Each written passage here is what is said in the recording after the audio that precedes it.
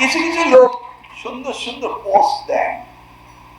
একজন শিক্ষক তিনি পোস্ট, তার নামে ডক্টর আছে, তিনি আমাকে নাম দিয়েছেন পরীক্ষা মিলন, মন্ত্রী মিলন না।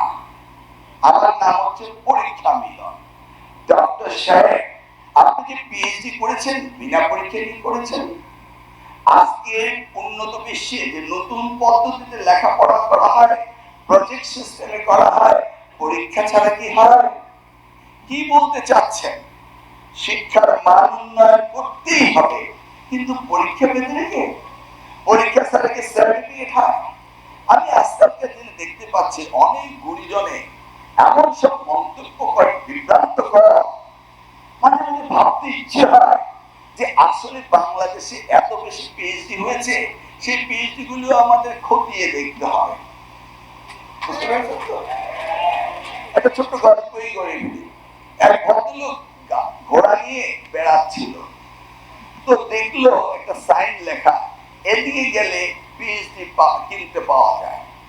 ওই সাইন থেকে উনি ওই ঘোড়াকে নিয়ে ওই অফিসে গেলেন, গিয়ে বললেন যে এখানে কি পিএইচডি বিক্রি হয়? হ্যাঁ হয়। কত ডলার? $10,000। তো ঠিক আছে, আপনার নাম রেজিস্ট্রেশন ফিল আপ করে দেন। নাম রেজিস্ট্রেশন ফিল আপ করে দিল, কতক্ষণ পরে একটা পিএইচডি সার্টিফিকেট দিয়ে দিল।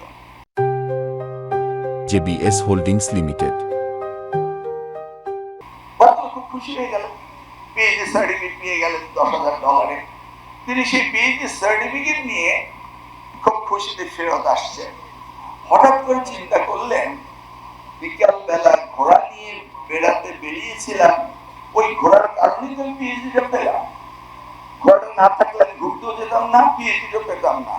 উনি খুব নিজেকে রিগ্রেট ফিল করলেন, অনুশোচনা করলেন, করে ভাবলেন যে না, আমার ঘোড়াকে একটা পিএইচডি দেওয়া দরকার।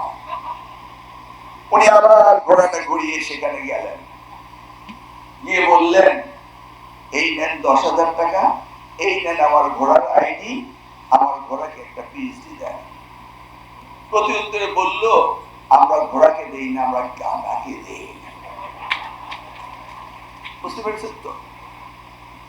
যদি এইভাবে মানুষ তার ব্যক্তি চেতনা, চিন্তা ভাবনাকে বাদ দিয়ে উচ্ছৃঙ্খল কথা বলে সমাজকে উস্কানি দিতে চায়, এতে আমাদের এই তরুণ প্রজন্ম তাকে ব্যর্থ করে।